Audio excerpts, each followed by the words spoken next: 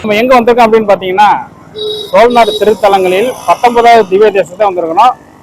வாங்க உள்ளே போய் கோயில் எப்படி இருக்கு என்னன்ட்டு காமிக்கிறேன். வாங்க வீடியோக்குள்ள போகலாம். வீடியோக்குள்ள போகிறோம்னு சேனல் சப்ஸ்கிரைப் பண்ணி ஆளுங்கிற பெல் பண்ணிட்டு பாருங்க. அப்போ நம்ம போகிற வீடியோ உங்களுக்கு ஒன்றே நோட்டிஃபிகேஷன் வரும். வாங்க ஃப்ரெண்ட்ஸ் வீடியோவில் போகலாம்.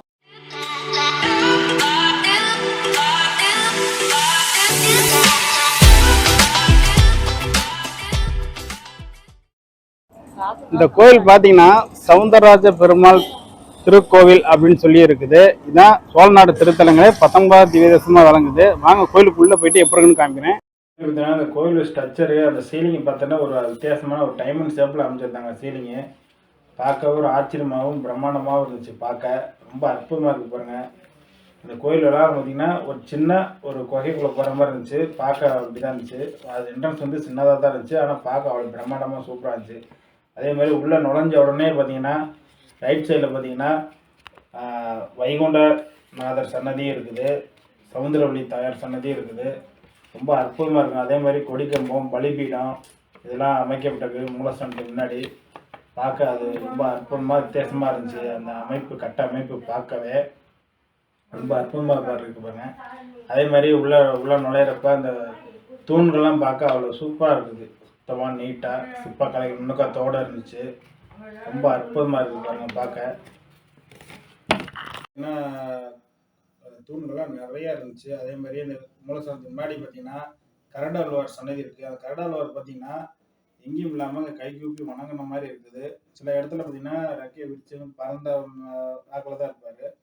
இங்கே வந்து கை விட்டு கும்பிட்டாசிரியே இருக்கிறாரு. பார்க்க அற்புதமாக இருக்கும் பார்க்க. அதேமாரி இந்த கோயில் சுற்றி வரப்போ பார்த்தீங்கன்னா இந்த கோயிலோட வரலாறு நம்ம படத்து வடிவத்தில், எழுத்து வடிவத்தில் நமக்கு சொல்கிறாங்க. ரொம்ப அற்புதமாக இருக்கும் பார்க்க. அதை பாருங்கள், அது ஒவ்வொரு யுகத்துலேயும் எப்படி இருந்தாங்க, எப்படி இந்த கிருஷ்ணர் வந்தாருங்க, இந்த கோயில் எப்படி உருவானுச்சு அப்படின்னு சொல்லிட்டு படம் வடிவத்திலையும் எழுத்து வடிவத்திலையும் நமக்கு ரொம்ப அற்புதமாக கண்ணுக்கு முன்னாடி காட்சியாக இருக்குது. பார்த்து இந்த கோயிலோட வரலாறு தெரிஞ்சுக்கலாம். அதே மாதிரி பார்த்தீங்கன்னா ரொம்ப அற்புதமாக இருக்கும் பார்க்க ஒவ்வொன்றும் பார்க்க. நம்ம அந்த காலத்தில் இருந்தால் எப்படி நமக்கு அந்த உணர்வு இருக்குமோ அந்த உணர்வு இந்த படங்களை பார்க்கவே நமக்கு அந்த உணர்வு ஏற்படும். பார்க்கவே அற்புதமாக இருக்குது அந்த காட்சியை. ராமர் இருக்கிற மாதிரி ஒரு படம் இருக்கு பாருங்க, ரொம்ப அற்புதமாக இருக்குது. அதே மாதிரி இங்கே 4 யுகத்திலையும் வழிபட்ட கோவிலாகவும் அல்லது வழிபட வேண்டிய கோவிலாகவும் இந்த கோயில் விளங்குது. அது மட்டும் இல்லாமல் துவாரகத்தில் பூமி தேவி காலத்தில் துவார யுகத்தில் மார்க்கண்டே ரிஷி தவம் இருந்த இடமாகவும் இந்த கோயில் விளங்குது. ரொம்ப அற்புதமாக இருக்கும். சரி, இங்கே அது கிருஷ்ணர் ஃபோட்டோலாம் இருந்துச்சு பாருங்கள். அதே மாதிரி இந்த வளைவு ஷேப்பில் அந்த ஆட்சி இருக்கிறது ரொம்ப அற்புதமாக இருக்குது. அந்த ஃபோட்டோ இருக்கிற அந்த சுற்று பிரகாரம் பாதுகாப்புக்காக போட்டிருக்கோம். இது மாதிரி இருக்குது. பார்க்க ரொம்ப அற்புதமாக இருந்துச்சு. பார்க்க இந்த வளைவு ஷேப்பில் எங்கேயுமே இருக்காது, ஏன்னா மோல்டு ஷேப்பில் தான் இருக்கும். அதான் அதே மாதிரி இங்கே மூலஸ்தானத்தில் உள்ள மண்டபம் ஒரு விதமான கல்லுனால உருவாக்கப்பட்டிருக்கு. 2 தலை ஒரு உடம்பு உள்ள உருவம் மாதிரி ஒன்று இருக்குது. அது பார்க்குறதுக்கு நண்டு மாதிரி இருக்குது, மனித மாதிரி இருக்குது. அதே மாதிரி மானோட சிற்பமும் அங்கே இருந்துச்சு. அதே மாதிரி கோபுர தரிசனம் பாருங்கள், ஒவ்வொரு ஆங்கிலேருந்து பார்க்க அவ்வளோ அற்புதமாக இருக்கும். இது பார்த்திங்கன்னா தாயார் சன்னதிக்குள்ளே உள்ள கொடிக்கம்பம் ரொம்ப அற்புதமாக இருக்கும். அதை பார்த்துட்டு அப்படியே சுற்றி வெளிப்பிரகாரத்துக்கு நம்ம சுற்றி பார்க்க போகிறோம். அதே மாதிரி பார்த்திங்கன்னா இந்த சுத்தபத்தமாக இருக்கிற காரணமே இந்து அறநிலைத்துறையில் கட்டுப்பாட்டுக்குள்ளே இருக்கிறதுனால தான் இந்த அவ்வளோ நீட்டாக இருக்குது. அறநிலைத்துறை ரொம்ப பாதுகாப்பாகவும் பார்த்துக்கிறாங்க, சுத்தபத்தமாக வச்சுக்கிறாங்க. ரொம்ப அற்புதமாக இருக்குது. இங்கே ஒரு 4 கால் மண்டபம் இருக்குது. பார்க்கவே ரொம்ப அற்புதமாக இருக்குது. அதே மாதிரி இது பார்த்திங்கன்னா அப்படியே கோயிலை சுற்றி வரப்போ பார்த்திங்கன்னா ரொம்ப அற்புதமாக இருக்குது. இது தாயார் சன்னதிக்கு பேக் சைடு கோபுரம் ரொம்ப அற்புதமாக இருக்குது. இங்கே ஒரு 2 சிங்கம் இருக்குது பாருங்கள்.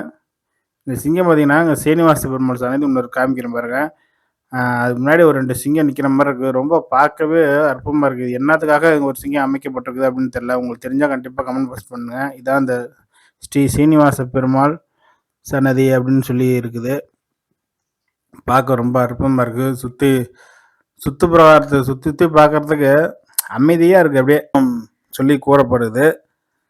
ரொம்ப அற்புதமாக இருக்குது. இந்த கோபுரம் பாருங்கள், 5 கலசம் கொண்ட கோபுரமாக நமக்கு காட்சி அளிக்குது. பார்க்க ரொம்ப அற்புதமாக இருக்கும். முன்னாடி பார்த்தீங்கன்னா சவுந்தரவல்லி தாயார் சன்னதி பார்த்தோம். இப்போ பார்த்தீங்கன்னா ஆண்டாள் சன்னதி நம்ம பார்க்க போகிறோம். அந்த சன்னதி பார்க்கவே ரொம்ப அற்புதமாக இருக்கும். தாயார் ரொம்ப க்ளோஸாக கிட்ட நின்று தரிசனம் செய்கிற மாதிரி ஒரு அமைப்பு இருக்குது. ரொம்ப அற்புதமாக இருக்கும். பார்த்துட்டு வாங்க. ஒவ்வொரு ஆங்கிலிருந்து நம்ம கோயிலோட அழகு, அதாவது கோயில் அமைப்பை பார்க்க அவ்வளோ மனசு நிறைவாகவும் அமைதியாகவும் இருக்குது பார்க்கறதுக்கு. நமக்கு பார்த்துக்கிட்டே இருங்க. இதான் ஆண்டாள் சன்னதி உள்ள கொடிக்கம்பம். இந்த கோயிலில் பார்த்தீங்கன்னா 3 கொடிக்கம்பம் இருக்குது. மூலஸ்தானத்துக்கு உள்ள கொடிக்கம்பம், தாயார் சன்னதி, ஆண்டாள் சன்னதி, 3 கொடிக்கம்பம் இருக்குது. பார்க்க அதுவே ரொம்ப மனசுக்கு ஒரு அமைதியாகவும் நிம்மதியாகவும் இருக்கும். பார்க்க கோபுர தரிசனம் பாருங்கள், 3 கோபுரம் தான் ஒரே இதில் தெரியும் நமக்கு. இது பார்த்தீங்கன்னா பரமபத வாசல். பரமபத வாசல்னு சொல்லுவாங்க. அதாவது வைகுண்ட ஏகாதசி அன்னைக்கு பரமபத வாசல் திறந்துடுவாங்க. அதுதான் ரொம்ப பார்க்க அற்புதமாக இருக்கும். பார்த்துட்டே இருங்க. அதே மாதிரி இன்னும் நிறைய விஷயங்கள் இருக்குது. இங்கே பார்த்தீங்கன்னா ஒரு தீர்த்த கிணறு ஒன்று இருக்குது. அப்புறம் பார்த்தீங்கன்னா ராமர் சன்னதி ஒன்று இருக்குது. காமிக்கிறேன் பாருங்கள். பார்த்துக்கிட்டே இருங்க. ஒவ்வொரு ஆங்கிலிருந்து ஒரு இது பார்க்க இதெல்லாம் எப்படி கட்டியிருப்பாங்க அப்படிங்கிற ஒரு பிரமிப்பு வைக்கக்கூடிய இது இருக்குது. அதே மாதிரி இதுதான் ராமர் சன்னதி, இது ராமர் பாதம். இது சூப்பராக இருக்குது பார்க்கவே. இது எதுக்காக அமைக்கப்பட்டது இல்லை. அதே மாதிரி இங்கே ஒரு குதிரை பார்த்தீங்கன்னா 2 காலையும் தூக்கிட்டு நின்று ஒரு நம்ம காவலாளி குதிரையை அடக்கணும் எப்படி இருக்குமோ அந்த மாதிரி இருக்குது. இதுதான் தீர்த்த கிணறு. பார்க்க தண்ணி, இது என்ன தீர்த்தம் கிணறுன்னு தெரில சரியா. அது உங்களுக்கு தெரிஞ்சால் கமெண்ட் பாக்ஸில் கமெண்ட் பண்ணுங்கள். இது மணிகுண்டு மாதிரி ஒரு மணி ஆலயமணி இருக்குது. ஆலயமணி பக்கத்துலேயே அந்த ராமர் பாதமும் இருக்குது. உங்களுக்கு முன்னாடியே காமிச்சிருப்பேன். கோபுர தரிசனம் பாருங்கள். இதில் பார்த்திங்கன்னா கிட்டத்தட்ட 6 கலசம் கொண்ட கோபுரமாக அமைச்சிருக்கு. ரொம்ப அற்புதமாக இருக்கும். இது வந்து மூலஸ்தானம் உள்ளே போய் வீடியோ எடுக்க முடியாதனால அவுட்டர் மட்டும் உங்களுக்கு காமிச்சிட்டு விட்றேன். பரமபத வாசல். இது வேணால் யாகசாலை, ஆஞ்சநேயர் கோயில். இது உள்ளார போகிறது யாகசாலை முன்னாடி காமிச்சிருப்போம். இது ஆஞ்சநேயர் கோயில் உள்ளே போகலாம் வாங்க. ரொம்ப அற்புதமாக இருக்கும் ஆஞ்சநேயர் பார்க்க. இந்த ஆஞ்சநேயருக்கு ஒரு ஸ்பெஷலாக ஒரு அமைப்பு இருக்குது. அது என்னன்னு விவரம் தெரில.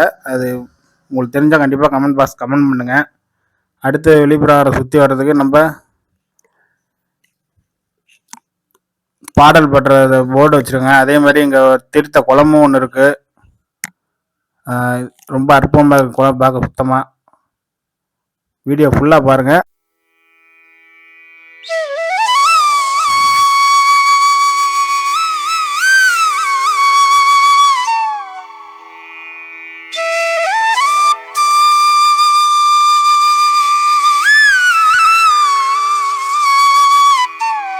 ஃப்ரெண்ட்ஸ், 19வது திவ்யதேசம் பார்த்து முடிச்சிட்டோம்.